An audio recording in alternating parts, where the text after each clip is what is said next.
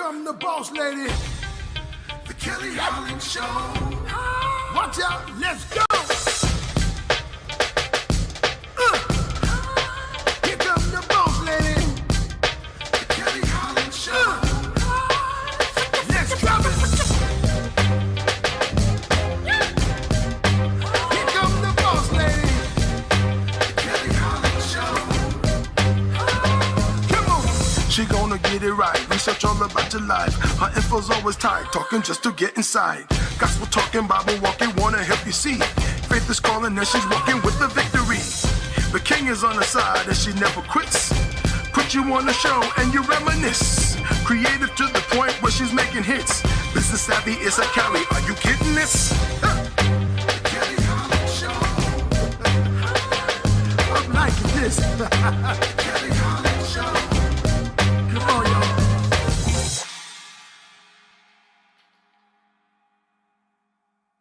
Thank you so much and welcome to the Kelly Holland Show. I have been blessed to be given a newer platform and I would like to share with you today's guest. We have Miss Maritha Bellis. She is the children's author of many bilingual and bicultural books, and she's also podcast host of Mama's 411. Today, she's here to speak about her newly titled book, I Have a Secret, written in both English and Spanish. And I am so glad that she's here to help me along with that. Maritha Bellis, please let our listeners know, even though I ran through it very quickly, who you are and what do you do, lady? Hi, thank you so much for having me. It's a pleasure to be here. My name is Maritha Bellis. My friends call me Mari, and I am a book author, social media influencer in the parenting area, and I have a podcast. I also do Instagram Lives every Monday, and I'm on a mission to help parents and be support to parents that are raising bilingual, multilingual, and multicultural children. That's beautiful. I find in my culture, we don't really know much of our own history. So we just latch on to whatever government holiday is going on. There you go. It's Memorial Day. All right, no work. Let's barbecue. Like, well, what does that mean? I don't know. Or more or less St. Patrick's Day. I had no idea that it wasn't even about the Irish, that the actual leprechauns were the people that looked like leprechauns. They were just short in stature in Africa, and that was the tribe, and everybody around there was about 4 feet and under, and so that's where the term came from. But I just thought it was an Irish holiday. And so that just speaks of the confusion that is overflowing in, I would say, the Black community. And whatever history we really have has been tainted while living in the US. So there's a lot more research that needs to be done for us to understand. I'm grateful that we just got a new holiday passed by the current president, Juneteenth. That's today. But I think there are a lot of digging that needs to be done on our side. So kudos to you for saying, within my culture, I'm going to write these books. I'm going to write them so anyone can read them of whatever culture. And then you also go into the parenting factors. So tell us more about I Have a Secret. My first 2 books were written for parents. The one in 2014, right around that era, there was a lot of studies being done about the benefits and the advantages of raising bilingual, multilingual children. And all of a sudden, everybody was talking about it. So this book it's called Raising Bilingual Children. It is an ebook that was published in Spanish and English by Simon & Schuster, which I'm very grateful. And then after that, I decided to write a book about culture, and that became a physical book and also an ebook. And I entitled it Arroz con Pollo and Apple Pie, Raising Bicultural Children. And the meaning of the title is, everybody in the Latin world knows what arroz con pollo is, and everybody knows what apple pie is in the United States. And I wanted to show that there is, they can coexist, they can live together, and we could appreciate both cultures and teach our children to do so. And then right after that, I started writing bilingual children's books. And all this happened. I raised two children with two languages, Spanish and English, and three cultures. My husband is Greek American, and I'm from Puerto Rico, born and raised, and my children are American, and we're actually all Americans. So it was important for us to preserve the cultures and to teach our children the cultures we grew up with.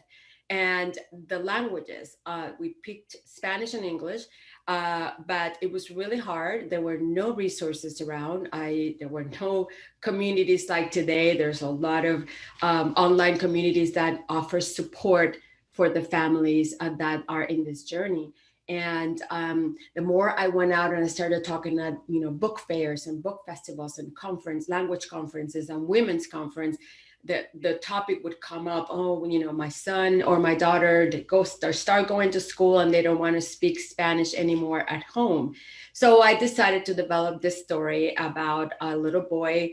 It was important to me to come up with a character that children that are Hispanics could identify themselves in the story. My kids didn't have that either. Right. It must be relatable. Mm-hmm. And I wanted him to be a Puerto Rican character. I grew up in Puerto Rico with, people your color, my color, maybe even blonde and blue eyes. So there's a whole mix. And so it was important that for me to reflect that in the book. And I wanted Junito to feel pride for being fluent in Spanish and English, to understand the importance of being able to communicate in the language of his heritage. So that's what the story is about. And of course, that, if your mom or dad tell you something for 1,000 times, you don't listen to until someone else comes and says something to you. Random person. Oh my gosh, men do that too. They just need the manly confirmation. I'm like, didn't we just talk about this? Oh my god. So I made the kind of like heroine in the book is the teacher that is monolingual, but she admires Junie because Junie can communicate in both English and Spanish, and she tells Junie, I wish I was more like you. So that kind of clicked in his little head. And then she just makes it where, it's a classroom thing, and they have a day where they all start speaking in Spanish. Like, she brings up words and stuff. And it's just a cute story. And of course, half a secret is because for a while he had a secret, but then he didn't have a secret anymore because everybody knew. I think, the other thing is, kids, that age, they don't want to be ridiculed. They have a different accent, or they have a last name that can't be pronounced that well, or a first name. And so they tend to kind of, pretend that they don't speak that other language because they don't want to feel different. So, So it's all those, I touch up on all those little emotions and, friendship and a little bit of bullying.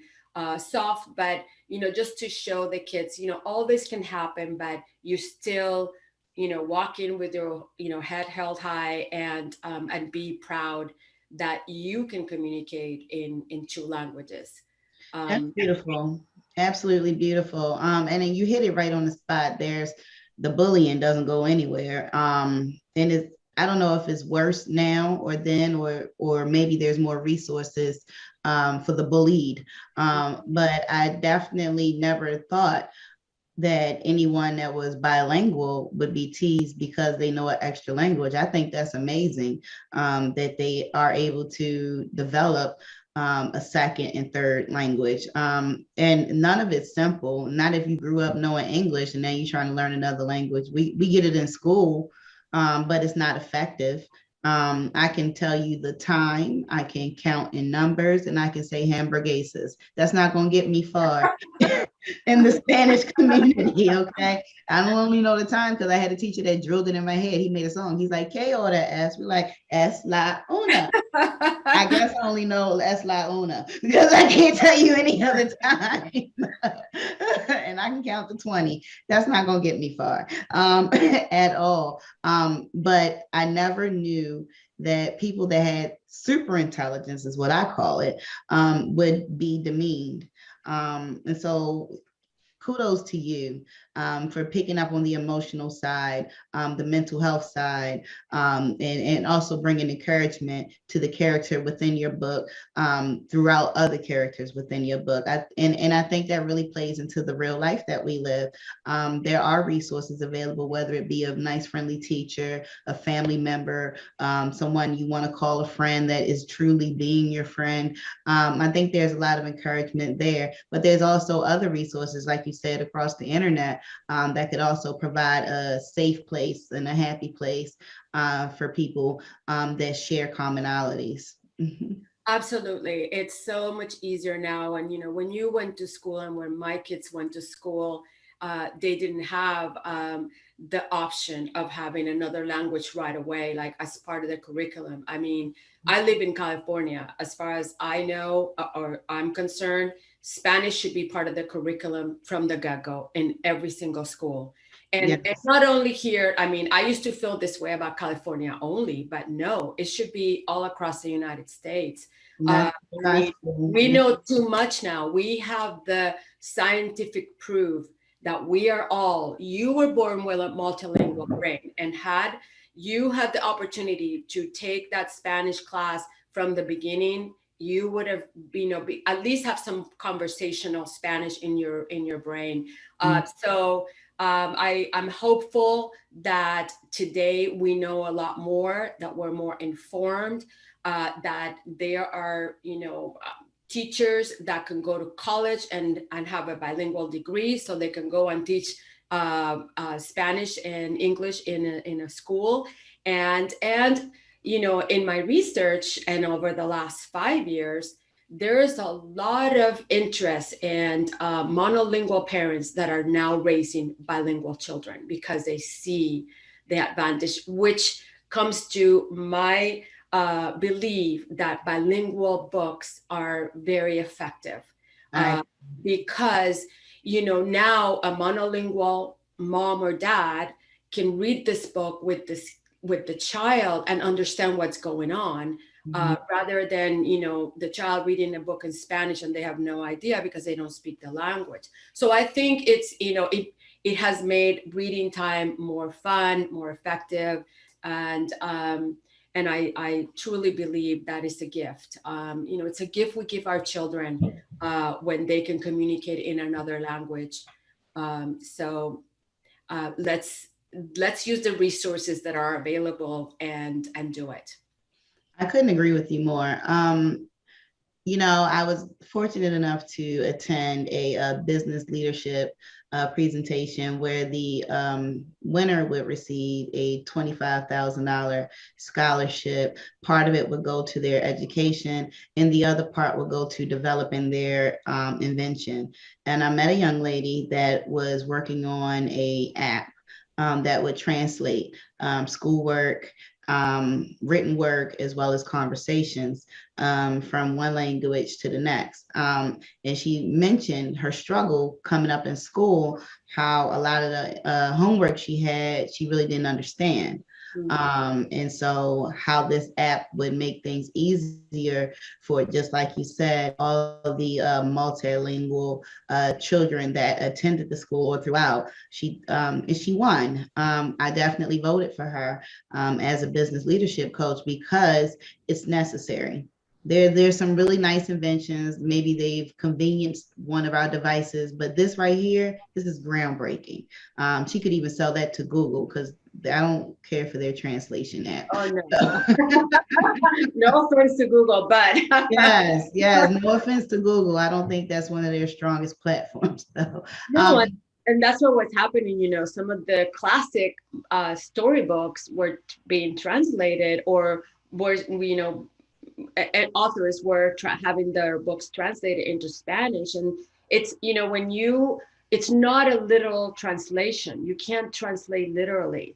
You have to really be mindful of the way it is said in that language, because it's not literally the same exact words. Correct. In English and in Spanish, whether it's French, German, it's the same thing. You have to keep in mind the norms, the customs, the culture, and how it is. So it's not as easy. as it sounds. You can't just, oh, let me just translate that in Spanish. No, I just did that. I worked on 2 books last year, one of which hasn't come out yet, but it's an African American author that asked me to translate her book. It's a super cute story, and I hope it's going to come out soon. And I had to really sit down and look at it from, the way I would say it in Spanish, that would Right. also keep the meaning of what she was saying in her, in the English version. So anyway, it's a wonderful thing for children to be able to be exposed to all these characters and all these stories, and see themselves in it. I love when I open a book and I see a Black kid, an Asian kid, a Spanish kid, because my kids didn't have that. Correct, correct. And I'm starting to see a lot more diversity and inclusion in the children's literature, and throughout television. You're starting to see a lot more diversity and inclusion. It's not just a traditional white family or just Black family. You're seeing a mixture of family and friends, and I think that is applaudable. I also realized that between ages birth to 5, children are a sponge, and that is the prime time to introduce any language to them, because they will pick up on it, translate it, and learn it. And you probably can't even speak it yourself. So, so Well, it's interesting you say that, because in Europe they've always known this. I did my first 2 years of college in Europe. I bless my parents for allowing me that opportunity, and I was 18 years old, and there were kids around me speaking 5 languages without, they would turn this way, speak one another, and I was like, oh my gosh, this is amazing. yeah, And in that, by then I was bilingual, and then I learned the third language. And you know, yes, it's amazing and it's wonderful to start when, as soon as you know that you're pregnant, start talking to that child in Spanish or okay. French or German or whatever. But that doesn't mean that you can start later on. There's a number of different approaches that parents can take today to start with the second or third language. And there's resources out there. Send me an email. I'm happy to send you a list, and also walk with you in that journey, because that's what my mission is just to create this world where we all understand the importance of the gift that we're giving our children when they are able to communicate in another language. Yes, I definitely agree with you. Were you always feeling the author bug, or what did you do prior to this? You've raised your children, you got some time on your hands now. I guess there's some availability there. But who were you before all of this?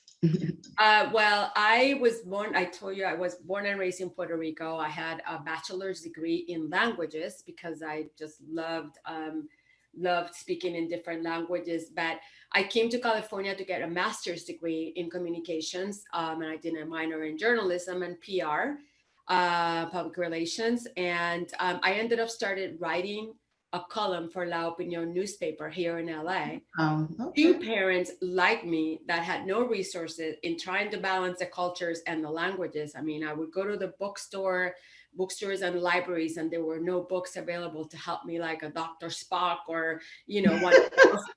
I'm like, okay, so let's talk about culture. How do I balance this? So I just, whatever I was doing in my house, I was talking to my husband one day, and he's like, if you have this education and you are trying to figure this out, think about the parents out there that are emigrating, that are coming to this country, that are trying to figure out how to balance the cultures and the language at home. You should write about it. So that's how I did. That's what I started with the column that ran for 12 years.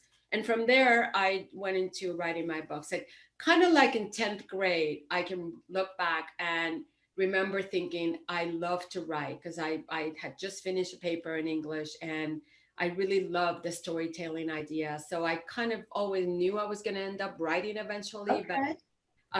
but become a book author has been a dream. So I'm super excited, and I have a second book coming, like I'm working on, and I like the idea of writing for children and just giving them these beautiful stories that they can enjoy. Thank you so much for being a part of that.